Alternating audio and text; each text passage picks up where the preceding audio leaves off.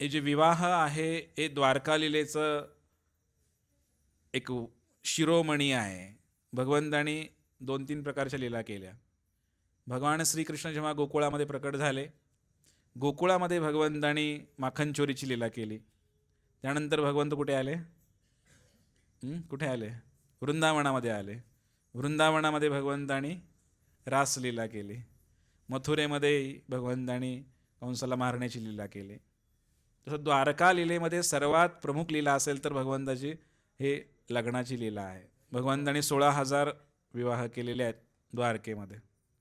त्यामुळे द्वारका लीला ही प्रसिद्ध आहे भगवंतांची. आणि या द्वारका लीलामध्ये जे 16,108 विवाह भगवंतांनी केलेले आहेत, याच्यामध्ये 8 विवाह प्रमुख आहेत भगवंतांचे. त्या 8 राण्यांची नावंसुद्धा आहेत. त्यांना पट्ट राण्या असं संबोधलेलं आहे. आणि या 8 मध्ये सुद्धा भगवंतांची एक राणी फार प्रिय आहे भगवंतांना, आणि तिचं नाव आहे रुक्मिणी माता की. रुक्मिणी भगवंताला फार प्रिय आहे. आणि जेव्हा एकदा नारद फिरत फिरत द्वारकेमध्ये आलेले होते, आणि नारद मुनी आल्यानंतर देवकी माता तिकडे आहे द्वारकेमध्ये. देवकी आणि वसुदेवांना भगवंतांनी कंसाने काय केलेलं आहे? कारागृहामध्ये डांबून ठेवलं होतं. किती वर्ष? जवळपास 14 वर्ष. त्यानंतर सुटका झाली त्यांची कंसाला मारल्यानंतर, आणि देवकी आणि वसुदेवांना घेऊन भगवंत कुठे गेले? द्वारकेला. कारण भरपूर त्यांची काही बोलू नका रे, तर सेवा केली होती. सेवा करायची होती भगवंतांना, कारण भगवंतांना आईवडिलांची सेवा करायला भेटली नाही. म्हणून भगवंत द्वारकेला गेल्यानंतर देवकी आणि वसुदेवांची सेवा करायचे. आणि त्या ठिकाणी भगवंतांचं एक भाऊ आहे, त्याचं नाव काय? बलराम. बलरामचा विवाह झालेला आहे रोहिणी मातेशी. मोठ्या भावाचं लग्न झालेलं आहे. आणि मग देवकीला जेव्हा विचारलं, माताजी कसे आहात तुम्ही? नारदाने विचारलं. नारद बरोबर त्यांच्या खिशामध्ये माल मसाला सगळं असतंय, सगळं लिंबू सगळं आहे, कारण कुठेतरी फोडणी टाकायची असतेच, त्याशिवाय काय कथा रंगामध्ये येत नाही. नारदानी बरोबर आले तिकडे नारद, आणि नारदानी काय केलं? त्या ठिकाणी देवकीला विचारलं, कसं काय माताजी, ठीक आहे का? माताजी बोलल्या, हा सगळं ठीक आहे, पण लहान मुलाचं काय अजून लग्न जमणं झालं आहे. या द्वारकाधीशांचं लग्न आहे, मोठी सून आलेली आहे, पण श्रीकृष्णाचं काय अजून लग्न नाही जमत आहे. तर म्हटले त्याचं तेवढं बघा, म्हटले कुठं काय जुळतं आहे का नात्या गोत्यामध्ये आपल्या. देवकीची इच्छा होती की भगवंताचं लग्न पाहावं. भगवंतांचं यशोदामय्या तिकडे नाही आहे, लक्षात घ्या. कोण आहे? यशोदामय्या तिकडेच आहे गोकुळामध्ये. देवकी मातेला घेऊन गेलेले आहेत. आणि जेव्हा या ठिकाणी असं विचारल्यानंतर ठीक आहे म्हटले, नारद मुनी तिथून निघाले. नारायण नारायण. नारद मुनी त्रिभुवनामध्ये भजन करत करत करत फिरत असतात. हे नारद मुनी पोहोचले महाराष्ट्रामध्ये. आणि महाराष्ट्रामध्ये अमरावती जिल्ह्यामध्ये कौंडिन्यपूर नावाचं गाव आहे. त्या गावामध्ये पूर्वी मोठं क्षेत्र होतं, ते विदर्भ. पूर्ण याला विदर्भ म्हटलं जायचं, आजही म्हटलं जातं. अमरावती, नागपूर, वर्धा हा जो भाग आहे तो विदर्भाचा भाग आहे. आणि ही विदर्भ भूमी एवढी पवित्र आहे की भगवंतांच्या चरणांनी ती भूमी पवित्र झालेली आहे, तो भाग पवित्र झालेला आहे. जेव्हा भगवान नारद मुनी तिकडे आले, आणि नारद मुनींनी राजा भीष्मक तिकडे राज्य करायचा, आणि या भीष्मक राजाची बायको होती शुद्धमती. आणि तिकडे आल्यानंतर राजा भीष्मक याचा एक चांगला गुण होता मंडळीनो. तो गुण असा होता की कोणीही संत दिसले की त्यांना धरायचं, पकडायचं आणि घरी आणायचं. घरी आणायचं आणि त्यांना म्हणायचं इथेच थांबा, 1-2-4 दिवस कथा करा तुम्ही. साधू संत आल्यानंतर त्यांना नेहमी घरी काय करायला सांगायला पाहिजे? पहिले त्यांचं स्वागत करायला पाहिजे, आणि पटकन त्यांना प्रश्न विचारला पाहिजे. तद्विद्धी प्रणिपातेन परिप्रश्नेन सेवया उपदेक्षांती ते ज्ञानम ज्ञानिना सत्वदर्शिणा. प्रश्न विचारला पाहिजे, प्रश्न आपल्या कल्याणासाठी विचारला पाहिजे. महाराज आम्हाला सांगता का थोडंसं या विषयाबद्दल? तुम्ही थोडी कथा करता का भगवंतांची, असं संतांना विचारलं पाहिजे. भीष्मक राजांना ही फार चांगली आवड होती. भीष्मक राजा नेहमी संतांना आणायचे घरी आणि थांबवायचे आणि कथा करा म्हणायचे. पहिले काय असं काय रेल्वेचे तिकीट वगैरे महाराजांची बुक नसायचे, फ्लाईटचे वगैरे. महाराज काय थांबले ते थांबले, चालत येणारे महाराज. थांबा म्हणले की थांबायचे. त्यांचे काय असे एक वर्षाचे प्रोग्राम काही बुक नव्हते असे. तर महाराज थांबले ती कथा करायला सांगायचे. मग नारद मुनी तिकडे गेले होते. त्यावेळेला भीष्मक राजाला त्यांनी पाहिलं आणि त्यांच्या मुलीला सुद्धा पाहिलं, रुक्मिणीला. आणि भीष्मकाला त्यांनी विषय काढला. म्हणले, महाराज अहो मुलगी फार सुंदर आहे तुमची, वयामध्ये आलेली आहे, लग्नाचं काय पाहिलं की नाही तुम्ही? नारदांनी विचारलं. ते म्हणले, अजून तर तसा काही विचार नाही आहे, पाहूया म्हणले, काय अजून काय तसा विचार नाही आमचा. असं म्हटल्यानंतर ठीक आहे म्हटले. मग नारदांनी एक फोडणी टाकली तिकडे. कशी फोडणी टाकली? नारद म्हणजे चांगलीच फोडणी टाकतात, ते कधीसुद्धा ठसका लागत नाही. अशी फोडणी टाकतात की सगळ्याला पचेल आणि त्यातनं चांगला सुगंधच निर्माण होईल. नारदांनी फोडणी टाकली. जेवढे संत महात्मे होते त्यांना अशी प्रेरणा दिली नारदांनी, आणि त्या भीष्मकाला सुद्धा सांगितलं, तुमच्याकडे जेव्हा जेव्हा कथा कीर्तन होतील त्यावेळेला म्हणे त्या गोपाळ कृष्णाचंच वर्णन करायला सांगा म्हणले. कुणाचं वर्णन? प्रत्येक कथेचा विषय काय? भगवंतांच्या रूपसौंदर्याचंच वर्णन, गुणांचंच वर्णन करायचं. आणि तेही केवळ गोपाळ कृष्णांच्या, नरसिंहाचं नाही, श्रीरामांचं नाही, कुणाचंच नाही. कुणाचं करायचं वर्णन?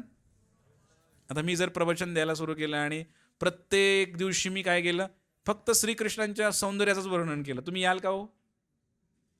नाही म्हणले वा सरळ. दररोज एकच विषय काय? कृष्ण किती सुंदर आहेत. बरहा पीडम नटबरवपू कर्णयो कर्णिकारम बिभ्रतवासा गणकपिशम वैजयंतीम च मालाम. मी असं सांगत गेलो की भगवंत एवढे सुंदर आहेत, गळ्यामध्ये वैजयंती माळा घालतात, भगवंत असे आहेत तसे आहेत, एवढंच बस, बाकी काही नाही. आणि भगवंतांनी कुस्ती खेळले, माखन चोरी केली आणि झालं. मी एवढंच सांगत राहिलो प्रत्येक वेळेला, तर कसं होईल? त्यामुळे पण सांगणारेही महान होते, ऐकणारेही महान होते. जेव्हा जेव्हा संत यायचे केवळ आणि केवळ भगवान श्रीकृष्णांच्या लीलांचंच गुणगान करायचे. आणि मग संत आले. पहिल्या संतांनी वर्णन केलं, किती सुंदर आहे श्रीकृष्ण, इतके सुंदर आहेत, इतके सुंदर आहेत श्रीकृष्ण की भगवंताची कोमलता किती आहे. मग त्याच्या कथा सांगायच्या सुंदर सुंदर. भगवंताची मधुरता किती आहे ते सांगायचं. भगवंताचे ओठ किती सुंदर आहेत ते सांगायचं. भगवंताचे केस कसे कुरळे कुरळे आहेत ते सांगायचं. भगवंताचे दात कसे बिंबफळा डाळिंबाच्या दाण्यासारखे आहेत ते सांगायचं. ओठ कसे आहेत, बिंबफळासारखे लाल ओठ आहेत भगवंतांचे. भगवंताचा रंग कसा आहे, श्याम सुंदर कृष्ण की. भगवंत श्याम सुंदर वर्णाचे आहेत ते सांगायचं. हळूहळू हळूहळू या गोष्टी सांगायच्या भगवंतांच्या. आणि रुक्मिणी, छोटी रुक्मिणी, ती ऐकायची, भगवंताविषयी ऐकायची. जेवढ्या काही कथा व्हायच्या त्यामध्ये एकाच व्यक्तीचं वर्णन करायचं. आणि मग सगळ्या अंगाचं वर्णन, भगवंताच्या गुणांचं वर्णन. अधरम मधुरम वदनम मधुरम नयनम मधुरम हसितम मधुरम. सगळं भगवंतांची हास्य कसं आहे, भगवंत कसे हसतात, तर याचंही वर्णन ते करायचे. इतकं सुंदर वर्णन करायचे भगवंतांच्या लीलांचं. भगवंतांनी काय केली? वृंदावनामध्ये रासलीला केली. भगवंतांनी काय केलं? भगवंतांनी माती खाल्ली बरं का. माती तुम्ही खाता का? माती नाही खात. भगवंतांनी माती खाल्ली. रुक्मिणीला आश्चर्य व्हायचं, किती मधुर लीला आहेत भगवंतांच्या. कुस्ती खेळले भगवंत, बरंच काही भगवंतांनी केलं. ते म्हटले की रुक्मिणीच्या मनामध्ये प्रेम उत्पन्न व्हायला लागलं. हळूहळू हळूहळू. कोण असेल तो, कसा असेल तो, मला दर्शन होईल का? त्या श्यामसुंदरांचं दर्शन मला होईल का? इकडे एक फोडणी टाकली नारदांनी. असं नाही, काही संतांचं म्हणणं आहे नारदांनी द्वारकेमध्ये जाऊन पण फोडणी टाकली. द्वारकेमध्ये गेले भगवंत, आणि द्वारकेमध्ये गेल्यानंतर त्या ठिकाणी नारदांनी तिथल्या सुद्धा संतांना सांगितलं, आजपासून या द्वारकेमध्ये जे काही कथा कीर्तन होतील त्यामध्ये केवळ आणि केवळ आणि केवळ विदर्भ कन्या रुक्मिणीच्या सौंदर्याचं वर्णन होईल म्हणले. आता जे येणार ते बाहेर बसणार. नंतर भगवान श्रीकृष्णाने कथा ऐकायला सुरू केली आणि भगवंत कथा ऐकतात आणि भगवंत काय म्हणतात, अहो काय कथेचे विषय काय आहेत हो तुमचे? पहिलं तर तुम्ही भागवत पुराण वगैरे वगैरे सांगायचा, हे रुक्मिणी कोण आहे भगवंत विचारतायत. ही मधूनच कुठलं पात्र काढलं तुम्ही रुक्मिणी नावाचं, हां, आणि त्याची कथा तुम्ही आम्हाला सांगताय. ते म्हणले आहे, ऐका तरी खरं. आणि मग त्या रुक्मिणी ही एवढी सुंदर होती की त्या रुक्मिणीच्या सौंदर्याचं वर्णन ते लोक करायचे, संत लोक, महाराज लोक करायचे द्वारकेमध्ये. आणि भगवंताच्याही मनामध्ये प्रश्न उत्पन्न झाला, ही रुक्मिणी कोण, कशी असेल बरं, इतकी सुंदर आहे, तिचे गुण इतके सुंदर आहेत. आणि म्हणून भगवंतांच्याही मनामध्ये हळूहळू हळूहळू हळूहळू प्रेम उत्पन्न व्हायला लागलं रुक्मिणीप्रती. म्हणजे दोन्हीकडं नारदाने सेटिंग लावलेली आहे सगळी. हळूहळू हळू या भक्त आणि भगवंताचं मिलन केवळ आणि केवळ या जगाच्या पाठीवर एकच व्यक्ती करू शकतो, त्याचं नाव संत आहे, साधू आहे. संतांचं आणि साधूचं एकच काम आहे, भगवंताशी गाठ घालून देणं. रुक्मिणी भक्त आहे आणि श्रीकृष्ण भगवंत आहेत. तर यांचं मिलन नारदांनी केलेलं आहे. नारद कोण आहेत? बोला की, संत आहेत. म्हणून संतांच्या लागू संताची चरणा, या संतांच्या चरणाकडे गेलं पाहिजे आपण, कारण संतच आम्हाला भगवंतांकडे नेऊ शकतात. आणि म्हणून नारदांनी अशी सेटिंग लावलेली आहे.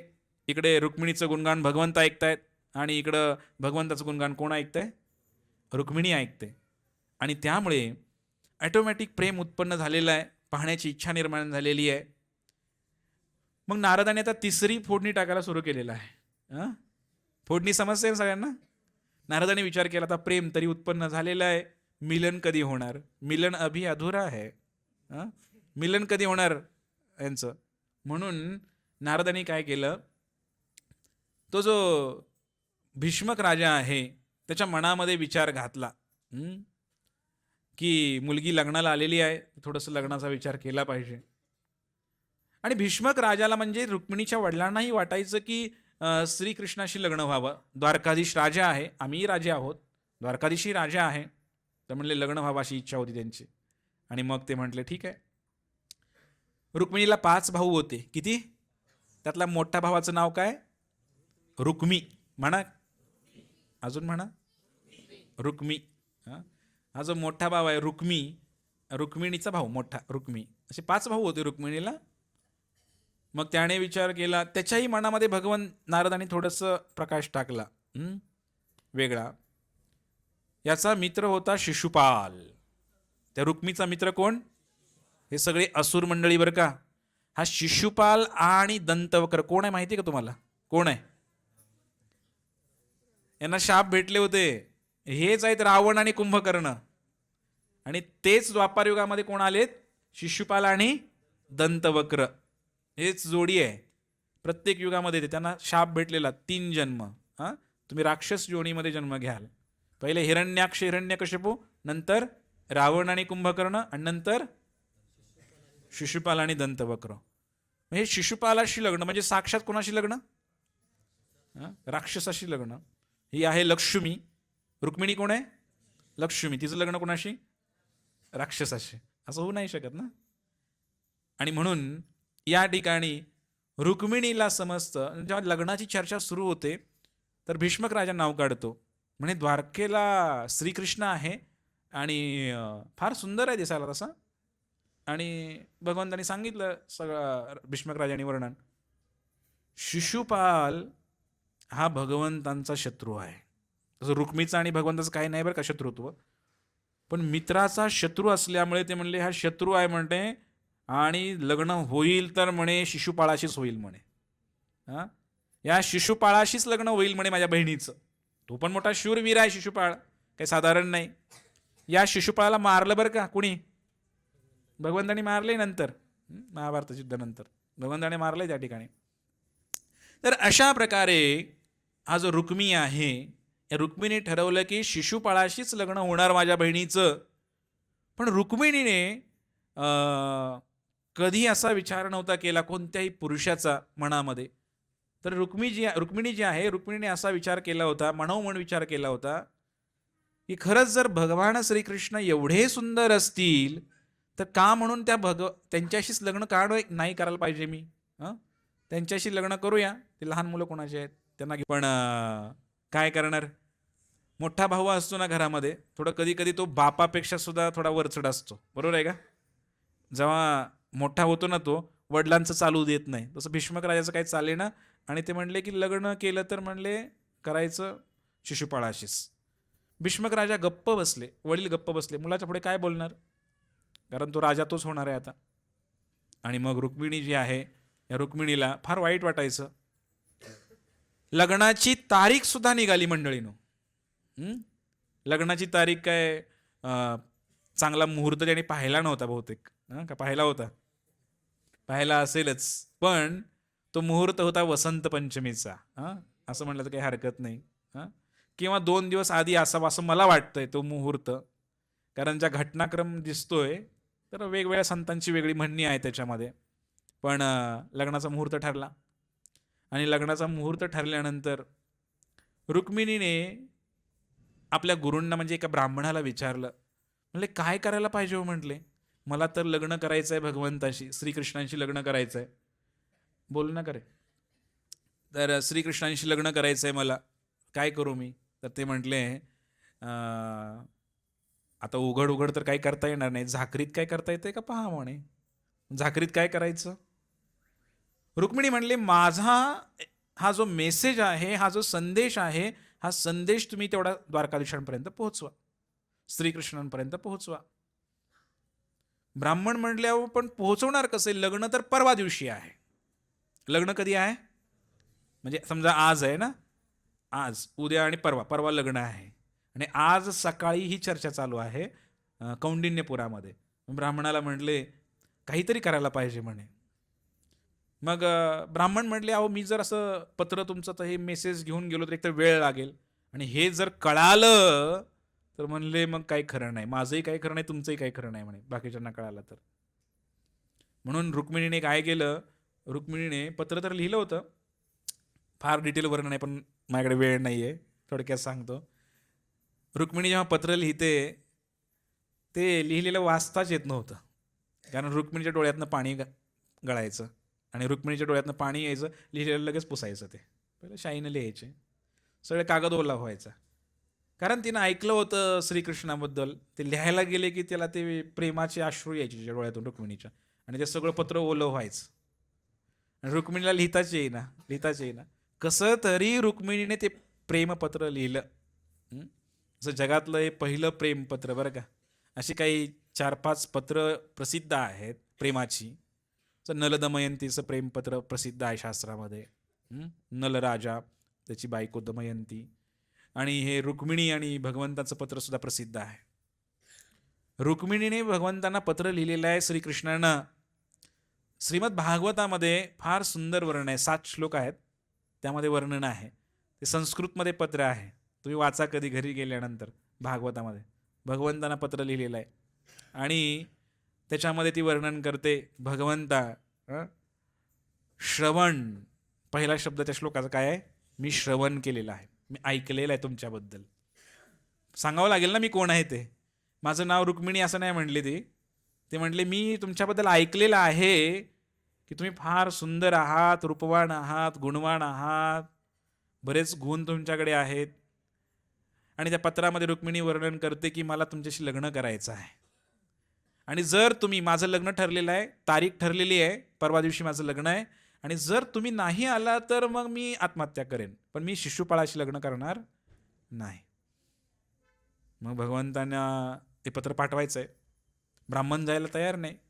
रुक्मिणी म्हणाली की जर खरंच मी जर कोणत्याही पुरुषाचं कधी स्वप्नातही चिंतन केलं नसेल तर म्हणे हे पत्र पोहोचेलच म्हणे, एका दिवसात पोहोचेल म्हणे भगवंताकडे. तुम्ही फक्त पत्र घ्या आणि निघा म्हणले इथलं, बस. रुक्मिणीने सांगितलं, त्या ब्राह्मणाने पत्र घेतलं, तो ब्राह्मण निघाला. आज सकाळी निघालेला ब्राह्मण निघाला तसा तो ब्राह्मण पोहोचला तिकडे, एका गावाच्या बाहेर पोहोचला, काही थोडाफार गेला, एका झाडाच्या खाली झोपला, काही 2 घास खाल्ले की नाही माहीत नाही गडबडीमध्ये, पण बसला त्या झाडाखाली, काही रात्र झाली असेल म्हणा. आणि जसं बसला, जवळपास अमरावतीपासून या कौंडिण्यपुरापासून द्वारका गुजरातमध्ये आहे. 2200 किलोमीटरचं अंतर आहे मंडळीनं. किती? म्हणजे इथून दिल्ली इतकं, त्याहीपेक्षा जास्त. एवढं अंतर आहे.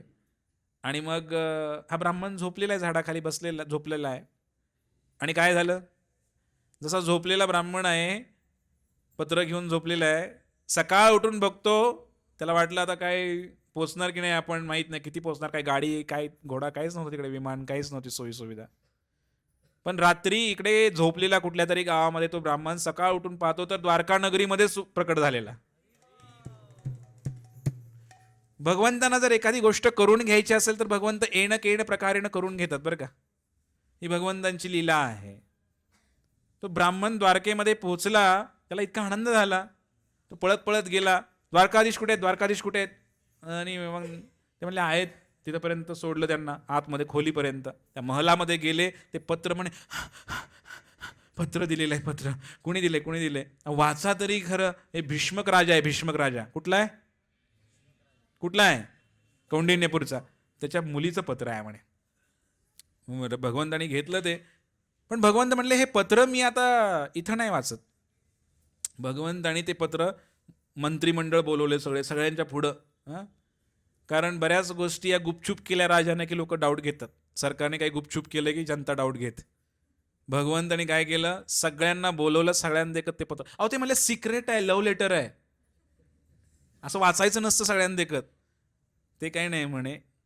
आणि भगवान श्रीकृष्णाने ते पत्र घेतलं, पत्र घेतलं, वाचायला लागले भगवंत. आणि पहिला शब्द काय होता? श्रवण. मी तुमच्याबद्दल ऐकलेलं आहे. एवढंच भगवंतानी वाचलं. असं काही संतांचं म्हणणं नाही, पुढचं पत्र वाचलं नाही भगवंतानी. का? मी तुमच्याबद्दल ऐकलेलं आहे. भगवंत म्हणले बस, हिचं खरं प्रेम माझ्यावर आहे. का? जो शांतपणे व्यवस्थित पद्धतीनं ऐकतो ना भगवंतांची लीला, प्रवचन, सत्संग, तोच खरा भक्त आहे. बऱ्याच भक्तांना बाकीच्या गोष्टी करतात, सगळे भक्त बऱ्याच काही गोष्टी करतात, पण ऐकतच नाहीत भगवंताविषयी, तर त्याला फायदा नाही होणार जास्त. मग काहीतरी without philosophy there is a mental speculation, Prabhupada नेहमी म्हणायचे. तत्वज्ञान माहीत नाही तर तुम्ही काहीतरी गडबडच करून ठेवणार. त्यामुळे सत्संग ऐकला पाहिजे, गीता भागवत ऐकलं पाहिजे. भगवंतानी तो एकच शब्द ऐकला की बस, रुक्मिणीचा पहिला गुण काय आहे? तिने भरपूर ऐकलेलं आहे माझ्याबद्दल, बस ती माझी खरी भक्त आहे. ऐकलंय ना तिने माझ्याबद्दल. आणि मग भगवंतानी बघितलं की रुक्मिणी मला बोलवते. आणि मग ते पत्र, काही जण म्हणतात खाली वाचलं, पण असं काही संतांचं म्हणणं आहे. त्या पत्रामध्ये रुक्मिणीने असं लिहिलं होतं, भगवंता माझं परवा दिवशी लग्न आहे आणि लग्ना दिवशी काय करा, तुम्ही या. तुम्ही आल्यानंतर माझं शिशुपाळाशी लग्न ठरलेलं आहे आणि आमच्या घराण्याचा रीतिरिवाज आहे की गावदेव, तर आम्ही काय करतो, गावातले जे देवता आहेत त्यांचं दर्शन करण्यासाठी आदल्या दिवशी जातो आम्ही, किंवा त्या दिवशी जातो लग्नाच्या दिवशी सकाळी. तर मी जेव्हा जाणार त्या मंदिरामध्ये जाणार मी, कुणाच्या? अंबिका मातेच्या. मी अंबिकेच्या मंदिरामध्ये जाणार, तिचं दर्शन घेणार आणि मी बाहेर येणार, त्यावेळी तुम्ही मला पळवून न्या. संकेत दिलेला आहे पत्रामध्ये. असं भगवंताचं काहीच नाही बरं का याच्यामध्ये. असं कोणी म्हणू शकतं की भगवंतानी पळवलं, पळवायला सांगितलं तर म्हणून पळवलं. रुक्मिणीने पत्ता पण सांगितलाय, वेळ पण सांगितली, अमक्या अमक्या वेळेला मी बरोबर त्या ठिकाणी 12 वाजता मंदिरामध्ये येईन अंबिकेच्या, आणि दर्शन करून बाहेर आले की मला तुम्ही पळवा. ते कसं पळवायचं ते तुम्ही बघा. पण जेव्हा एखादा भक्त शरण येतो तेव्हा भगवंताची काय होते, नाईलाज होतो भगवंतांचा. आणि भगवंतानी म्हणले ठीक आहे. भगवंतानी विचार केला की आता काय करायचं. भगवंतानी कुणालाही सांगितलं नाही. काही थोडक्याच मंत्र्यांना माहीत होतं की भगवंत द्वारकेलाच, कौंडिण्यपुराला चाललेले आहे द्वारकेवरून, आणि तिकडे काहीतरी असा मॅटर आहे. फार थोड्या लोकांना माहिती आहे. भगवंतानी बलराम दादाला सांगितलं नाही, देवकी माईला कुणाला सांगितलं नाही. भगवंत म्हणले चला रे, निघा रे म्हणले. भगवंतानी आपल्या कमांडरला सांगितलं, रथ सजवा म्हणले, लगेच चला घोडे घ्या, लवकर चला म्हटले. आणि घोडे असे घ्या रथाला लावणारे की रात्रीमध्ये 2200 किलोमीटर कापू शकतात. साधारण घोडे नको आहेत आपल्याला. आणि भगवंताने असं म्हणलेलं आहे, आज सकाळी पत्र पोचलं बरं का द्वारकेला. कधी पोचलं? मठपती माताजी कधी पोचलं पत्र? आज सकाळी. बरं, आज सकाळी पोचलं, भगवंतानी वाचलं, लगेच भगवंत निघाले तिकडून, असं म्हणलेलं आहे. त्या ब्राह्मणाचा काय आदर सत्कार झाला असेल. भगवंत निघाले म्हणजे आज संध्याकाळी निघाले, म्हणजे सकाळी पत्र पोचलं, आज संध्याकाळी भगवंतांनी तयारी केली आणि घोडे बांधले, रथ सजवला आणि भगवंत निघाले कुंडीन. पुन्हा 2200 किलोमीटर अंतर कापायचं आहे. किती? गुजरातवरून, द्वारकेवरून अमरावतीला यायचं आहे, कौंडिण्यपूरला, विदर्भामध्ये 2200 किलोमीटर यायचं आहे. भगवंतांनी तिथे रथाचे घोडे असे होते भगवंतांच्या. भगवंतांनी काय हो, तिथं बसले तर इथं प्रकट होऊ शकतात, पण भगवंत मनुष्य लीला करत आहेत. तर भगवंतांनी काय केलं, ते घोड्याचा रथ घेतला आणि ते भगवंत निघाले तिकडून, निघाले आणि इकडं आले अमरावतीमध्ये. सकाळ झाली तर भगवंत रात्री बसले होते द्वारकेमध्ये, सकाळी भगवंत हजर होते कुंडिनपुरामध्ये. आणि जेव्हा भगवंत तिकडे प्रकट झाले कौंडिण्यपुरामध्ये, आणि भगवंतांनी त्या ठिकाणी स्वागतही झालं भगवंतांचं. कारण भगवान श्रीकृष्ण द्वारकाधीशांना सुद्धा दिलेलं आहे पत्र. पत्र दिलेलं आहे, पत्र नाही काय म्हणायचं, लग्नाची पत्रिका. कारण राजांना जाते ना आमंत्रण सगळ्यांना. मग श्रीकृष्ण सुद्धा लग्नाला येणार आहेत हे माहितीच होतं सर्वांना. त्यामुळं त्यात काही विशेष असं काही वाटलं नाही की बाबा श्रीकृष्ण लग्नाला येणार आहेत तर मग आता काय पळवायला येणार आहेत हे कोणाला माहीत नव्हतं. पण जेव्हा भगवंत आले, भीष्मक राजांना थोडीशी चुनचुन लागली होती. भीष्मकांनी आतून अशी प्रेरणा झाली की जसं काही जावयाचं स्वागतच करतोय मी, असं काही प्रेरणा झाली त्यांना. आणि त्यांनी काय केलं, त्या तिकडे गेले आणि त्यांनी इतकं जबरदस्त स्वागत केलं भगवान श्रीकृष्णांचं. आणि तो ब्राह्मणी आला होता तिकडे. म्हणजे जेव्हा ते आले, स्वागत केलं, जणू काय नवरदेव येतो की नाही लग्नासाठी, कसं स्वागत केलं जातं, अगदी याच पद्धतीनं त्यांचं स्वागत झालं. ही सगळी भगवंताची योजना होती मंडळीनं. स्वागत झालं, भगवंतांना खोली दिली राहायला, सगळं काही झालं. वेगवेगळ्या प्रकारे वर्णन आहेत, 2-3 प्रकारे.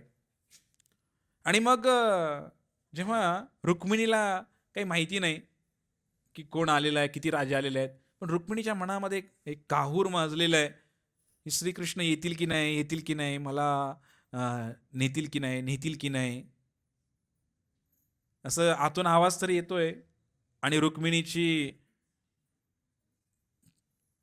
डावी बाजू इकडे आहे, डावी ना, पुरुषांची उजवी बाजू शुभ मानलेली आहे, स्त्रियांची डावी बाजू फडफडणे शुभ मानलेलं आहे शास्त्रामध्ये. रुक्मिणीची डावी पापणी लवते आणि तिला बरं वाटते थोडंसं, म्हणजे कृष्ण येणार. अनेक संकेत बांधते रुक्मिणी, फार सुंदर वर्णन आहे शास्त्रामध्ये. आणि मग रुक्मिणी जेव्हा विचार करते, येतील की नाही, येतील की नाही, येतील की नाही भगवंत मला न्यायला. सुंदर सजलेली आहे रुक्मिणी, सुंदर साडी घातलेली आहे, दागदागिने घातलेले आहेत, सगळं काही शृंगार, एक नववधूचा शृंगार, नवरीचा शृंगार केलेला आहे रुक्मिणीनं. पण हा शृंगार करत असताना सजना हे सजना केली आहे, श्रीकृष्णाच्या नावानेच ती सगळ्या गोष्टी घालत आहे. मी शृंगार जो करत आहे श्रीकृष्णांसाठीच शृंगार करत आहे, असं त्यांचं म्हणणं आहे. तर जेव्हा भगवंत रुक्मिणी ज्या ठिकाणी काय झालं, श्रीकृष्ण जेव्हा पोचलेले आहेत आणि रुक्मिणीला त्याची कल्पना नाही आहे, रुक्मिणी अजून विचारच करते. दुपारच्या 12 वाजत आलेले आहेत आणि रुक्मिणीला आता त्या मंदिरामध्ये जायची वेळ आलेली आहे. हातामध्ये पूजेचं ताट घेतलेलं आहे. अंबिका मातेच्या मंदिरामध्ये रुक्मिणी निघालेली आहे. आणि जशी अंबिका मातेच्या मंदिरामध्ये निघाली रुक्मिणी, त्या ठिकाणी रुक्मिणीला जेव्हा त्या मंदिरामध्ये जायचं होतं, रुक्मिणीच्या डोक्यावरती पदर आहे, असा पदर घेतलेला आहे, थोडंसं चेहरा पण झाकलेला आहे. असं म्हणतात की लग्नाच्या वेळेला म्हणजे पहिल्यांदा आपण पतीलाच चेहरा दाखवला जातो, तर थोडासा पदर डोक्यावर घेतलेला आहे आणि पुढेही घेतलेला आहे. रुक्मिणी इतकी सुंदर आहे की रुक्मिणीचे पाय पण झाकलेले आहेत, पूर्ण पायाच्या नखाचंही दर्शन होत नाही रुक्मिणीच्या. आणि सगळं पूर्ण शृंगार करून रुक्मिणी अंबिका मातेच्या मंदिरात गेलेली आहे. आणि आतमध्ये जाताना अनेक लोक, राजे लोक जमलेले आहेत तिकडे. लग्न कोणाशी ठरलेलं आहे? शिशुपाळाशी ठरलेलं आहे. आणि ज्या वेळेला शिशुपाळाचं लग्न ठरलेलं आहे, पण अनेक त्याचे मित्रमंडळी राजे लोक आलेले आहेत. कोणी हत्तीवर बसले, कोणी घोड्यावर बसले, कोणी उंटावर बसले, बरेच काही तिकडे. आणि प्रत्येक जण बघत आहे. त्या रुक्मिणीच्या नखाचं तरी दर्शन आम्हाला व्हावं अशी इच्छा आहे सर्वांची. कारण ते एक विशेष दर्शन असते. हां, सुंदर सजलेली आहे रुक्मिणी, सर्वांना पाहायची इच्छा आहे रुक्मिणीला. आणि सगळे राक्षस लोक जमलेले आहेत रुक्मिणीला पाहायला. जेव्हा रुक्मिणी आतमध्ये प्रवेश करते अंबिका मंदिरामध्ये, तेव्हा दर्शन होत नाही कुणालाच. आणि रुक्मिणीची नजर खालीच आहे. रुक्मिणी विचार करते की मी सांगितलं होतं की, काय सांगितलं होतं, आतून बाहेर आल्यानंतर मला उचला, असं मी सांगितलं होतं. मग असं म्हणल्यानंतर ते म्हणते की ठीक आहे, भगवंतानी आता वर बघायची गरज नाही. तरी रुक्मिणी विचार करते, पण बघत नाही वरती श्रीकृष्ण आलेत की नाही. आतमध्ये जाते, अंबिका मातेच्या चरणावर डोकं ठेवते आणि अंबिका मातेला मनोमन प्रार्थना करते, जर आत्ता या घडीला मी जेव्हा बाहेर पडेन, जर श्रीकृष्ण नाही आले तर मी जगू शकत नाही, अशी प्रार्थना करते अंबिका मातेला. रुक्मिणी प्रार्थना करते. जशी प्रार्थना करते, अंबिका मातेच्या गळ्यातला हार तुटून रुक्मिणीच्या गळ्यामध्ये पडतो. हरी बोल. तो दुसरा संकेत मिळाला रुक्मिणीला, नाही येणार, नक्की येणार, भगवंत नक्की मला न्यायला येणार. रुक्मिणीला बरं वाटतं, पण भीती आहेच की मंडळीनो. हां, जोपर्यंत काम होत नाही आपलं सक्सेस, तोपर्यंत भीती आहेच. डावी पापणी लावू नाही तर उजवी पापणी लावू, मनामध्ये भीती आहेच. आणि पोहोचले. त्या दुर्गा देवीच्या मंदिरातून रुक्मिणी बाहेर आली. बाहेर आल्यानंतर रुक्मिणीने श्रीकृष्ण आलेले आहेत का हे पाहण्यासाठी केवळ थोडीशी पापणीवर उचलली. नुसतं थोडंसं घुंगट मागं सारलं आणि थोडंसं वरती पाहिलं, श्रीकृष्ण आलेत का. त्या रुक्मिणीचं डोळे पाहून त्या हत्तीवर बसलेले सगळे राजे लोक चक्कर येऊन खाली पडले. त्या रुक्मिणीचं एवढं चेहऱ्याचं सौंदर्य पाहून. एवढी सुंदर होती रुक्मिणी, साक्षात लक्ष्मीच आहे, सीता आहे. एवढी सुंदर होती रुक्मिणी, अनेक लोक चक्कर येऊन पडले म्हणे रुक्मिणी सौंदर्य पाहून. आणि मग रुक्मिणीने पाहिलं दरवाज्यातून बाहेर, आणि रुक्मिणी आपल्या पायाचा जो अंगठा आहे असा जमिनीमध्ये उकरते माती. लक्षात येते का तुमच्या? येतील की नाही, येतील की नाही, कुठे आहेत काय.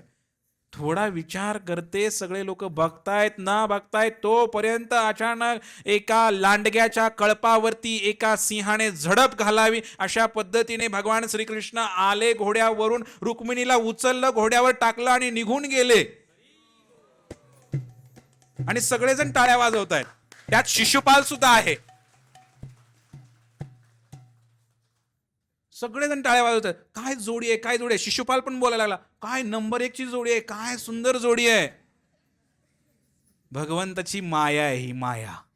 अशी काही जादू केली, माया शक्ती भगवंताने टाकली, योग माया समावता. भगवंताने अशी माया टाकली की कुणालाच काही समजलं नाही की मी काय. सगळेजण फक्त बघत होते की अरे ते जे सावळा पुरुष आहे ना आणि रुक्मिणी आहे ना, काय जोडा दिसतोय. प्रत्येकाच्या तोंडामध्ये हेच वाक्य, सगळ्या राक्षस लोक पण तेच बघतायत. सगळ्यांना विशेष वाटतंय, ही रुक्मिणी आहे, शिशुपाळाशी लग्न होणार आहे. शिशुपाळ सुद्धा विसरून गेला की ही माझी होणारी बायको आहे म्हणून. आणि अक्षरशः त्या ठिकाणी एकाने तर त्यांना असं पकडलं, कोणतरी दुसरंच आहे समजून. असंही वर्णन आहे काही ठिकाणी. पकडल्यानंतर त्याने बघितलं की याच्यापेक्षा सुंदर जोडी असूच शकत नाही या जगामध्ये, आणि तरी सोडून दिलं त्यांना. मग त्यातला एक राजा होता, शिशुपाळाचा मित्र. तो म्हणला, अरे अरे पळा पळा पळा म्हणे, रुक्मिणीला पळवलंय, रुक्मिणीला पळवलंय म्हणे, कुणी त्या द्वारकाधीशाने पळवलं म्हणे. शिशुपाळ म्हणतोय, कुठे कुठे कुठे. अरे मूर्ख आहे म्हणे, तुला तुझ्या फुटणं पळवले की तुला कळालं नाही का. मग सगळे पळायला लागले. मग त्या रुक्मिणीचा भाऊ पण तिकडे होता, काय नाव त्याचं, तो रुक्मी पण पळायला लागला. मग सगळे पळायला लागले, अरे पकडा पकडा पकडा, त्या चोराला पकडा म्हणे. तो कोण आहे, द्वारकेचा कोण आहे, तो चोर आहे, चोर. त्याचं नाव काय, रणछोड. रणांगण सोडून पळून जातो, पळपुटा. त्या पळपुट्याला माझी बहीण नाही द्यायची. चोऱ्या करतो गोकुळामध्ये जाऊन, त्याला माझी बहीण नाही द्यायची. आणि म्हणून तो, सगळे पळायला लागले. आणि मग रुक्मिणीचा भाऊ पण रथ घेऊन पळायला लागला मागं. थोडं गावाच्या बाहेर गेले. इतक्यात बलरामांना तिकडं कळालं द्वारकेमध्ये. म्हणले माझा छोटा भाऊ गेलाय लग्न करायला, एकटाच गेलाय बिचारा, तिचं लग्न ठरलंय तिकडं, नाही कशाला गेलाय तिकडं आता, हां काही तर गडबड करणार आहे. म्हणून मोठी सेना घेऊन बलराम सुद्धा मागणं आले होते. इतक्यात यांनी पळवली होती, रुक्मिणी पळवली आणि रुक्मिणीला रथामध्ये घातलं भगवंतानी. आणि विशेष म्हणजे भगवंतानी रथाच्या दोऱ्या ज्या आहेत त्या घोड्याच्या, त्या दोऱ्या कुणाच्या हातामध्ये दिल्या? रुक्मिणीच्या हातामध्ये दिल्या भगवंतानी. कुणी म्हणू नये की रुक्मिणीला पळवून नेलं. मनानं आले पळून माझ्याबरोबर. फार हुशार आहे ते. रथ कोण चालवतंय? जबरदस्ती केली असती तर मागं बसून आली असती बिचारी, आहे की नाही? दामटून बसवली असती तिला, गप पळवून नेली असती तर.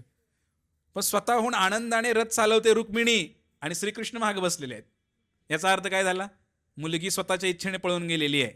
हां तर रुक्मिणी पळून जात आहे ते दोघं पण. आणि भीष्मक राजाला कळालं की श्रीकृष्ण येऊन माझ्या मुलीला पळवले. त्यांना फार आनंद झाला, पण दुःख झालं फक्त शिशुपाळाला. आणि त्याने विचार केला शिशुपाळाने, मेरी नाही होगी तो किसी की नाही होगी. शिशुपाळी माग भगवंत आहे मारण्यासाठी. आणि मग रुक्मी पण गावाच्या बाहेर गेल्यानंतर माळ रानावरती गाठलं भगवंताला रुक्मिणी. आणि गाठल्यानंतर त्या ठिकाणी तिथं थोडंसं युद्ध झालं भगवंताशी असं म्हणतात. तितक्या बलराम पण आले. बलराम आले आणि घणघोर युद्ध सुरू झालं. रुक्मी काय ऐकायला तयार नाही, बाण सोडायला लागला, गदा युद्ध सुरू झालं, सगळं काही सुरू झालं. शिशुपाळ पण तिकडे आहे. पण मेन होता रुक्मिणीचा भाऊ. मग रुक्मिणीने विनंती केली. भगवंतानी श्रीकृष्णाने त्या रुक्मीला पकडलं आणि तलवारीने त्याचं मुंडकं उडवणार. इतक्यात रुक्मिणी आडवी आली. रुक्मिणी म्हणली, बलराम दादा सांगावं काहीतरी. म्हणली, ह्यांना म्हणले आपले लग्नाचा दिवस, म्हणले कशाला असं खून खराब करायचा. म्हणले शेवटी कसला जरी असला तरी माझा भाऊच आहे, पाठीराखा आहे. तर म्हणले काय बघा म्हणे काय करायचं ते. बलरामदादांनी सोडवलं. बलरामदादा म्हणले ठीक आहे, ए कृष्णा राहू दे, कशाला मारामारी करतोस बिनकामाची. शेवटी आपला तर रक्ताचे नाते होणार आता आपले, कशाला उगाच तू. ठीक आहे म्हणले. पण भगवंतानी तलवार काढली होती मारायला रुक्मीला. आणि म्हणून काय केलं, त्याची दाढी मिशा खरडल्या सगळ्या आणि असा अर्धा टक्कल केला त्याचा. एखाद्या क्षत्रिय राजाच्या दाढी मिशा काढणं, टक्कल करून सोडून देणं म्हणजे त्याला मेल्याप्रमाणे असतं ते, असं म्हणलेलं आहे. पुन्हा तो क्षत्रिय बनू शकत नाही, तो मेलाच. भगवंताने असं करून त्याला सोडून दिलं. जेवढे काही युद्ध झालं सैन्यांचं ते झालं सगळं. आणि रुक्मिणीला घेऊन गाडी निघाली कुठं? द्वारका धाम की. द्वारकेकडे निघाले भगवंत रुक्मिणीला घेऊन. तो रुक्मी परत कधीच गेला नाही बरं का माघारी आपल्या राज्यामध्ये, कारण अपमान झाला ना. क्षत्रियाला अपमान मेल्यापेक्षा बेकार असतो. त्याच गावामध्ये रुक्मी राहिला मरेपर्यंत. आणि मग द्वारकेला गेले. काही संतांचं म्हणणं आहे द्वारकेमध्ये लग्न झालं भगवंतांचं, आणि काहींचं म्हणणं आहे ही देवकी माता म्हणाली की अहो म्हटले सगळे वसुदेव पिता माता देवकी भगवंतांची, ते म्हणले लग्न मुलीकडे व्हायला हवं. पाहुणे कोण आहेत आम्हाला माहीत नाहीत, ते भीष्मक राजा कोण आहे, ई आहे काय माहीत नाही आम्हाला, सगळं काय बघायला पाहिजे. सगळे हे तुम्ही पळवून आला सगळं मान्य आहे, सगळं ठरलंय, तुमच्या दोघांचंच ठरलंय, आम्हाला काहीतरी कळू द्या म्हणे यातलं काय आहे, ही मुलगी कुणाची नेमकी काय. आणि मग असंही वर्णन आहे की भगवंतांना त्या ठिकाणी सगळ्यांना वराडाची तयारी केली आणि अमरावतीमध्ये कौंडिन्यपुरामध्ये सगळं वराड आलं द्वारकेवरून. आणि हत्ती घोडे भेटवस्तू घेऊन आले आणि कौंडिन्यपुरामध्ये शाही विवाह सोहळा पार पडला. हरिबो. फार मोठा विवाह सोहळा भगवंतांचा पार पडला असंही वर्णन आहे. आणि देवकी आणि वसुदेव या लग्नाला उपस्थित आहेत. फक्त नंदबाबा आणि यशोदा माता फक्त या लग्नाला, म्हणजे गोकुळचे लोक, मथुरेचे लोक होते. का? ही मथुराच भगवंतानी उचलून, त्या कालयवनसारखा यायचं की नाही जरासंध मारायला, ही मथुराच उचलून भगवंतानी समुद्राच्या काठाला बसवली होती. त्याचं नाव द्वारका. म्हणजे मथुरेचे सगळे लोक लग्नाला होते, पण गोकुळ आणि वृंदावनामधलं कोण नव्हतं. ही रुक्मिणी कोण आहे? वृंदावनामध्ये दोन ग्रुप आहेत. एक आहे राधाराणीचा ग्रुप आहे आणि एक आहे तिची सवत म्हणा किंवा कॉम्पिटिटर म्हणा, काहीतरी म्हणा. तिचं नाव आहे चंद्रावली. काय नाव आहे? जेव्हा भगवान श्रीकृष्ण सोडून गेले होते मथुरा, परत आलेच नाहीत, त्यांच्या विरहामध्ये राधाराणीने प्राणत्याग केला यमुनेमध्ये उडी मारून. तीच राधाराणी द्वारकेमध्ये सत्यभामा म्हणून जन्माला आली. आणि इकडे चंद्रावलीने सुद्धा प्राणत्याग केला. हीच चंद्रावली विदर्भामध्ये जन्म रुक्मिणी म्हणून प्रकट झाली. म्हणजे नातं तेच आहे. लक्षात येते का तुमच्या? हे मथुरा वृंदावनचंच नातं आहे. तेच प्रकट झालं इकडे द्वारकेमध्ये आणि इथं कुंडीनपुरामध्ये. हीच रुक्मिणी आहे. ही रुक्मिणी भगवंतांची फार प्रिय आहे, पट्टराणी आहे. आणि अशा प्रकारे रुक्मिणीचा विवाह या ठिकाणी भगवान श्रीकृष्णांशी झालेला आहे. आणि रुक्मिणीला इतका आनंद झालेला आहे की रुक्मिणी आणि भीष्मक राजाला सुद्धा फार आनंद झाला आहे. कुंडीनपुरातल्या लोकांना सुद्धा फार आनंद झालेला आहे. अशी रुक्मिणी बावरी झाली ग, विठुरायाची नवरी झाली ग.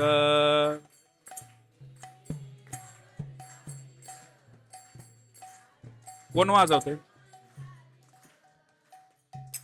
अशी रुक्मिणी बावरी झाली ग, विठुरायाची नवरी झाली ग. ही बावरी झाली ग, विठुरायाची नवरी. तुम्हाला मराठी येत नाही का? पुरुषांना मराठी येत नाही? रुक्मिणी बावरी झाली ग, विठुरायाची नवरी झाली ग. रुक्मिणी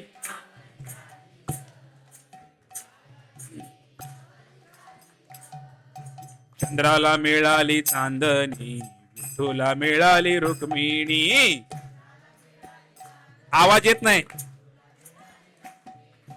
चंद्राला मिळाली चांदणी, विठूला मिळाली रुक्मिणी.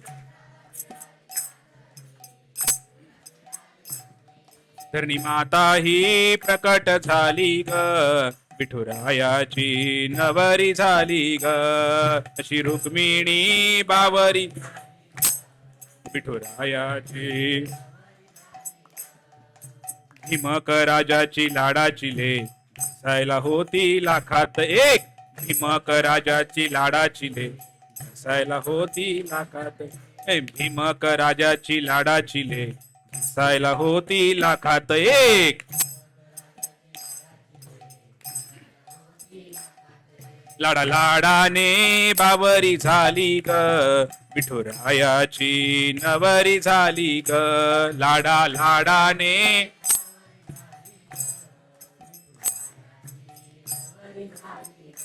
अशी रुक्मिणी म्हणा, रुक्मिणी बावरी विठुरायाची. घरात रुक्मिणी रोसायची, विठूला बघून हसायची.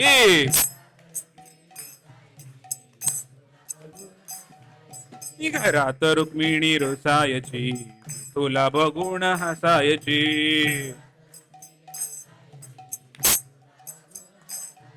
चंद्रभागा ही प्रसन्न झाली ग, विठुरायाची नवरी झाली ग. चंद्रभागा ही प्रसन्न विठुरायाची नवरी झाली. अशी रुक्मिणी बावरी विठुरायाची. रुक्मिणी बावरी झाली ग, विठुरायाची नवरी झाली ग. चंद्रभागेला आलाय पूर, पुंडलिकाच्या पायरीवर. चंद्रभागेला आलाय पूर, पुंडलिकाच्या पायरीवर. चंद्रभागेला आलाय पूर, पुंडलिकाच्या पायरीवर.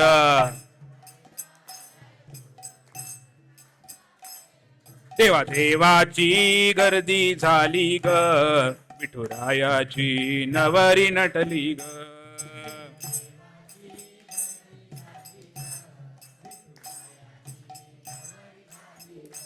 अशी रुक्मिणी बावरी झाली ग, विठुरायाची नवरी झाली ग.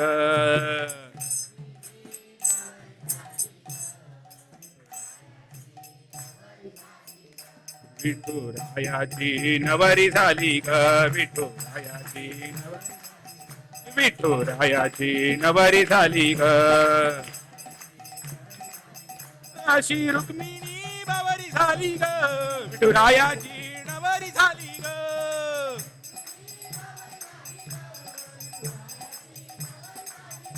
अशी रुक्मिणी बावरी झाली ग, विठुरायाची नवरी झाली ग,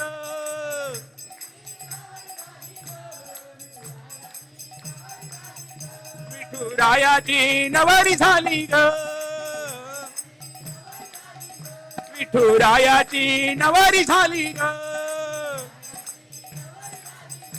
विठुरायाची नवरी झाली ग,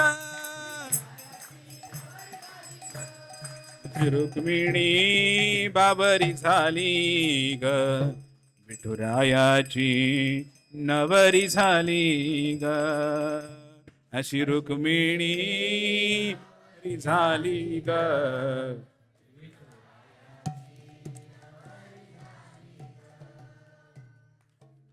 रुक्मिणी मातेचं सुंदर असं लग्न या ठिकाणी लागलेलं आहे आणि भगवंत रुक्मिणीला घेऊन द्वारकेमध्ये गेलेले आहेत. असं रुक्मिणीशी भगवंतानी लग्न केलं. द्वारकेमध्ये भगवंत सेटल झालेले आहेत ऑलरेडीच. आणि नंतर मग भगवंतानी 8 विवाह केले, सत्यभामा, जांबवती वगैरे वगैरे. आणि मग त्यानंतर 16,100 कन्यांशी लग्नही भगवंतानी केलं. टोटल किती झाले? 16,108 असे भगवंतांनी लग्न केले. जगामध्ये लग्न अनेक लोकांनी केलं. शास्त्रामध्ये तुम्ही ऐकलं असेल की हजारो लग्न केलेले राजे पण आहेत, पण सुखी नाही ठेवू शकले त्यांना. कुणाला मूल आहे तर कुणाला नाही वगैरे वगैरे, तुम्ही कथा ऐकत असता. पण असा एकमेव नवरदेव आहे, 16,108 लग्न केले. प्रत्येक बायकोपासून भगवंताला 10 मुलं झाले, एक मुलगी झाली. 16,108 गुणिले 11, म्हणजे भगवंताचं किती झालं ते? मोठं झालं फार. 2 लाखाच्या घरात गेला आकडा सगळा. एवढे 16,000 महाल भगवंतांचे. इलेक्शन वगैरे लागलं तर मतदान यांच्याच घरातलं सगळं. 2 लाख मतदान यांचंच. किती मोठा परिवार भगवंताचा. आणि कुठल्याही बायकोची तक्रार नाही बरं का. भगवंत कुठल्याही बायकोची तक्रार नाही. सुखी समाधानाने असणारा हा परिवार, एवढा मोठा परिवार भगवंतानी हँडल केला, सांभाळला. तर अशा प्रकारे भगवान श्रीकृष्ण महाराष्ट्रामध्ये 2 वेळा येऊन गेले. एक तर विदर्भामध्ये आले आणि दुसऱ्यांदा हीच रुक्मिणी, या रुक्मिणीच्या कारणानेच 2 वेळा भगवंत आले. पहिलं रुक्मिणीला पळवायला आले आणि दुसरं रुक्मिणीला शोधायला आले भगवंत. आणि जेव्हा रुक्मिणीला शोधायला आले, रुक्मिणीने विचार केला होता की आता रुक्मिणी पुराण चालू होईल, नंतर थांबायला लागेल मला, वेळ झालेलीच आहे. पण थोडक्यात सांगतो की रुक्मिणी पंढरपूरला आली होती. कारण रुसल्यानंतर कुठं जाणार. रुक्मिणीचं एवढं प्रेम होतं भगवंतांवर, सोडून तर जायचं नव्हतं. पण वडिलांकडे जायची हिंमत होत नव्हती. आणि तसंही विरोधात जाऊन लग्न केलंच होतं आपण. तर रुक्मिणीने विचार केला की आपण दुसरीकडेच कुठेतरी जाऊया, म्हणून जंगलामध्ये जाऊन बसली. हे जे पंढरपूर आहे, हे पंढरपूर काय आहे? दिंडीरवन आहे, दिंडीरवन. दिंडीरवनामध्ये येऊन रुक्मिणी बसली. आजही उद्धव घाट माहिती आहे आपल्याला? 11 घाट आहेत चंद्रभागेच्या काठावरती. त्यामध्ये इकडे दत्त मंदिर आहे पहा, त्या शेजारी उद्धव घाट आहे. ते लखुबाईचं मंदिर आहे. काय? लखुबाईचं मंदिर. तर लोक त्याला अंबाबाईचं मंदिर समजतात, तसं नाही येते. तिची लखुबाई म्हणजेच रुक्मिणी आहे. आणि गोपाळपुरामध्ये कधी गेला तर विष्णुपदाच्या पुढं जायचं अजून. गोपाळपुरामध्ये, गोपाळपुरातून एक रस्ता जातो. तर रुक्मिणी जेव्हा पहिल्यांदा पोहोचली या दिंडीरवनामध्ये, तर तिथे एक आश्रम आहे मुंडेवाडी रोडला. तर तिकडे पण एक ठिकाण आहे रुक्मिणी आल्याचं. आणि तिथून मग परत तिकडे येऊन तपस्याला रुक्मिणी बसलेली आहे उद्धव घाटावरती. लखुबाईचं मंदिर म्हणून प्रसिद्ध आहे. आणि मग भगवंत आलेले आहेत तिला रुसवा काढण्यासाठी. आणि पुंडलिकाच्या भावार्था ते भगवंत पुंडलिकाला दर्शन देण्यासाठी आले. असे हे श्रीकृष्ण द्वारकाधीश भगवंत पंढरपूरला 2 वेळा, महाराष्ट्रामध्ये 2 वेळा आले. असे महाराष्ट्राचे मी नेहमी सांगतो कोण आहेत ते? जावई आहेत, जावई. महाराष्ट्राचे जावई आहेत, लाडके जावई आहेत आपले महाराष्ट्राचे. तर भगवंतानी हे खरं नातं आहे. हा, एवढा आनंद कुठल्या लग्नात गेल्यानंतर येतो का हो तुम्हाला? आज जो आनंद येणार आहे, आज असं बसता का तुम्ही कोणा लग्नात? वळा वळा वळा वळा वळा, खवा एकदा अक्षता पडते, जाणारच 2 मिनिटं आधी. पण आज तुम्ही किती लवकर आलाय लग्नाला, आहे की नाही? कोण मोबाईल काढून बघत बसलेला आहे, कधी एकदा अक्षता टाकतंय. काही काही तर आजकाल पहिलं खरं जेवायला तर जायचे, आजकाल जेवत पण नाहीत लोक. आजकाल हॉटेलमध्ये जेवतात, लग्नात कोण जेवायला आहे? लगेच तांदूळ टाकून निघतात VIP.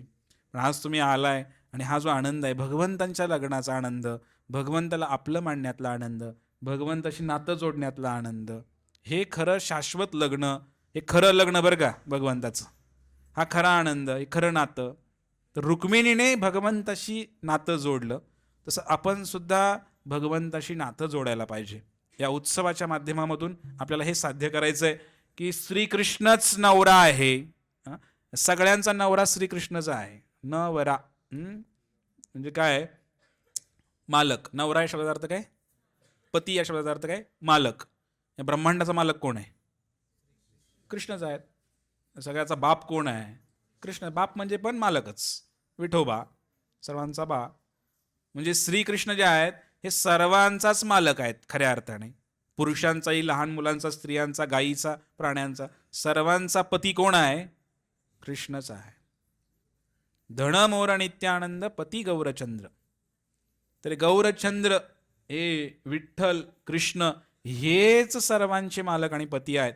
हे ज्या क्षणाला मला समजेल त्यावेळेला माझं मनुष्य जीवन यशस्वी झालं. हे समजण्यासाठीच आपण हे सगळे कार्यक्रम घेतोय. सगळं नामस्मरण, यात्रा, विधी सगळं चालू आहे आपलं. कृष्णच असं भगवंताचं लड्डू गोपाळाचं बोरस्नान पण ठेवलं होतं. थोडंसं मी इतिहास चेक करत होतो की ही काही प्रथा आपल्या महाराष्ट्रामध्येच आहे का, की लहान मुलांना बोराने आंघोळ घालायची वगैरे वगैरे. पण मी विचार केला की मी असं ऐकलं की गोकुळामध्ये भगवंतांवर फार संकट यायची आणि मोठमोठे राक्षस यायचे मारायला भगवंतांना. पूतना, तृणावत, किती मोठे मोठे राक्षस आले तुम्हाला माहिती आहे. मग यशोदा माता काय करायची? भगवंतांचं रक्षण व्हावं म्हणून हा काही विधी तिथला, हा गोकुळातला विधी, त्यांना अशी त्या त्या सीझनमधली सगळी फळं आणायची आणि त्या लहान मुलाला कृष्णाला ती आंघोळ घालायची त्या फळाने. जसं काय आपण एखादा तुकडा उतरून टाकतो ना लहान मुलावरती, कोणाची नजर लागू नये म्हणून, आणि त्याला कोणाला काजळ लावलं जातं. तसं यशोदा माता कृष्णाला काय करायची? त्या फळांनी, त्या बोरांनी त्याला आंघोळ घालायची श्रीकृष्णाला, लहान मुलाला, कुणाची काय नजर लागू नये, आमचा कृष्ण तंदुरुस्त राहावा म्हणून. तर या ठिकाणी आपण तोही कार्यक्रम घेतलेला आहे बोरनाणाचा. तसे काही सुंदर कार्यक्रम या ठिकाणी होतील. तर आपण थोडंसं लग्नाचाही विचार केलाच पाहिजे. कथा ऐकलेली आहे. हरे कृष्ण कृष्ण कृष्ण हरे हरे.